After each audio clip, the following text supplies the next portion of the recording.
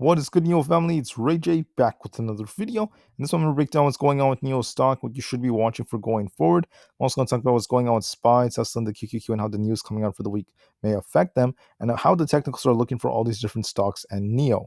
Before I break anything down about all this information, though, let me just mention a couple of things. Firstly, I am not a financial planner, so take none of this as financial advice. And also, if you guys can, please check out the Webull link, which is down below and in the description. If you sign up for Webull and deposit any amount of money into the account, you're guaranteed up to 12 free stocks. The offer ends very soon. Check it out before they run out. With that out of the way, let's get on with the video.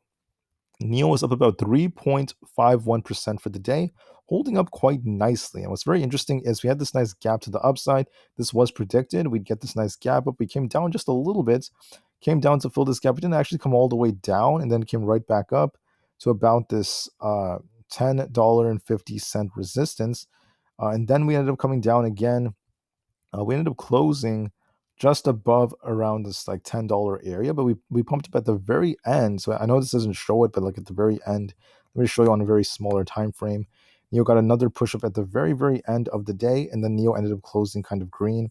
It's like right here, it came down, then it came right back up at the very end, closing at about $10.03 at 3.51% in the green. So it held up quite decently overall compared to where it was before, and we are starting to show some signs of strength. But the question is, will NIO continue to pump like this, or is NIO going to see some downside? And honestly, guys, this is going to depend heavily on the next catalyst that comes out for the markets. Looking at NIO, the reason why NIO was up is because they did very well for the latest deliveries report. NIO delivered over 10,000 vehicles, 23,000 is how much they did for the quarter, and overall, the ET5 Touring is gaining a lot of momentum and a lot more deliveries too. They got a total of 344,000 deliveries in total, which is pretty awesome news for them, gaining more strength and continuing to grow. For the markets, let me just remind you guys that we have no earnings coming out until Thursday, just for like Levi's. That's the only one that's like significant. And besides that, for Wednesday, there's not much else coming out. We have the economic optimism report coming out. But besides that, we have the FOMC minutes, and that's going to be the biggest thing for Wednesday because this is going to give us more insights on how the FOMC meeting was looking. This is going to be important because if we find out more information about what the Fed is trying to do, if the majority of the Fed speakers and the Fed members who can vote on policy end up being more hawkish, this could slow the markets down. The odds are favoring that, but just to be safe, right, it's not a guarantee. So just be very careful at this time. We're going to see a lot of volatility. And until then, just be very patient. Now, going forward, I also want to add that Treasury Secretary Janet Yellen is going to be traveling to China this week, to Beijing. She's going to be meeting with some senior governmental officials over there, and they're going to be talking about U.S. firms doing business in China and other things doing forward. She's going to talk more about policy, how they're doing, what's going on with their diplomacy, and other factors like that. This could have a big effect on what happens to NIO and many other Chinese tickers. So it's just worth noting. So far, we don't know exactly how it's going to go. We don't know exactly what the news is saying about this for the actual event itself. We're still waiting for it. So just be patient on that. Just keep that in the back of your mind. That is going to be going on. For NIO, we saw the short interest starting to drop as this thing was pumping. It came up just a little bit, but overall, nothing too serious. And we likely saw more shorts cover as NIO did relatively well for deliveries, which came out over the weekend. With those numbers coming out, there's a good chance that NIO could start to outperform the market a bit more. Looking at the price-price ratio, which has been relatively low recently, which tells us that NIO could gain some strength and NIO could continue to pump, but this is going to be very dependent now on some other factors. For now, we have earnings coming out in many weeks, and we also have Tesla's earnings in just a couple of weeks too, which could be very big for the EV market as a whole.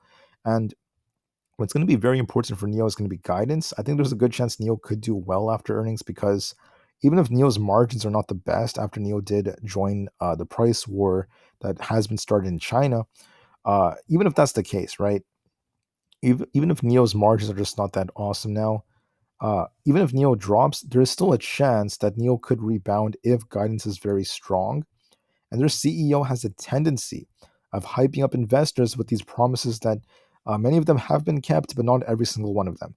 One of them he hasn't kept was the CEO of NIO, William Lee Ben, said that NIO could be giving us 200,000 deliveries for 2023, and NIO isn't even close to that. They're barely doing like 10,000 per month. They even did like 6,000 just a couple of months ago. So we need to see a lot of growth coming. They did promise about 20,000 deliveries to come during one of the months of 2023, and we're getting closer to the end of 2023. We're like halfway there. Let's see if they could achieve that.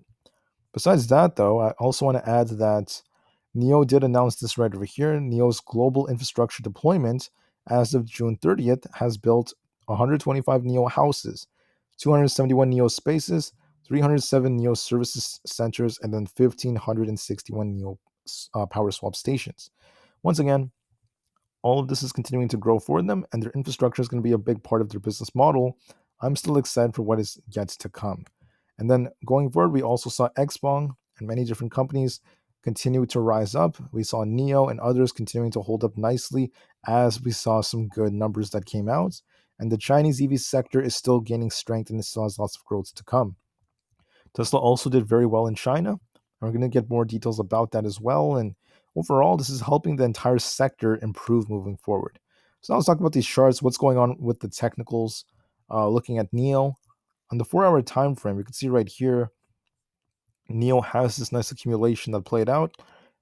You could even argue that it could be on the verge of forming what appears to be like an inverse head and shoulders like structure and has potential to go all the way up to like $11.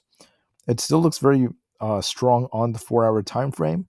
If I zoom in a little bit more, just slowly, you could see our MACD or MACD is still looking strong. There isn't truly a crossover to the downside yet. We started to lose some momentum today after getting our like big push up to like 10.5, and then we started slowing down.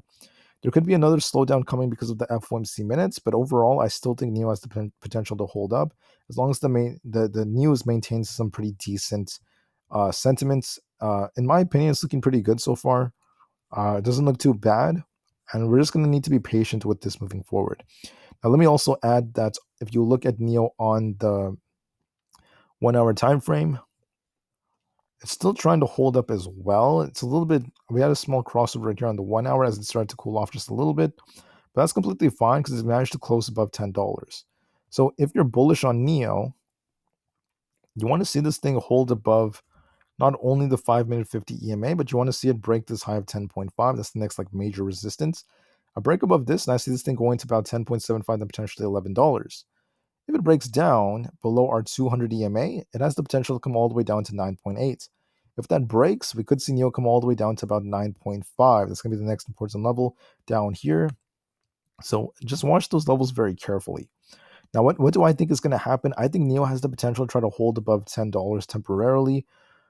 But on the 1 hour, we have this bearish crossover, which makes me less certain about it holding up for the time being, and we could get a small pullback because of the FOMC minutes.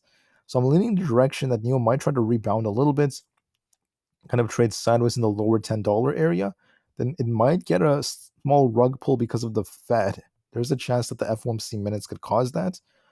These Federal Reserve speakers have a tendency of being quite hawkish, at least as of recent. So I'd be very careful in watching them. It's just worth noting. So be very careful moving forward. For SPY, this is still looking quite strong because it's continuing to break out, came very close to the high we made just a couple of days ago. In my opinion, there's no true sign of weakness just yet. We're going to be watching if this thing can get above 445. If it manages to do that, we could push up to about 447.5. If it fails to do so, watch 441, and then 440 is major support. If that fails, it has potential to come down to 436. In my opinion, I think it's going to make an attempt to break out to like 445 plus. It still looks a little bit more bullish. It's still holding up nicely, but the FOMC minutes could change everything. If they come out on Wednesday and they cause the market to get a rug pull, we could see this thing come down and get a retest of 440. Remember when Jerome Powell was speaking, the market started to slow down. So the Fed could change everything. We have to be very careful for Wednesday because of that. From a technical standpoint, on the bigger time frames, SPY is not looking weak. It still looks strong, and there's no true confirmation of it breaking down just yet. So just be careful with the catalyst coming up. And until then, the market's still holding up. Tesla also looks strong on the MACD. But the thing about Tesla is it is in new territory. It has not been all the way up here for quite a while, above like 280. If I just zoom out of the chart and show you what I'm talking about, you can see Tesla. It's been quite a while since we saw Tesla very close to these levels.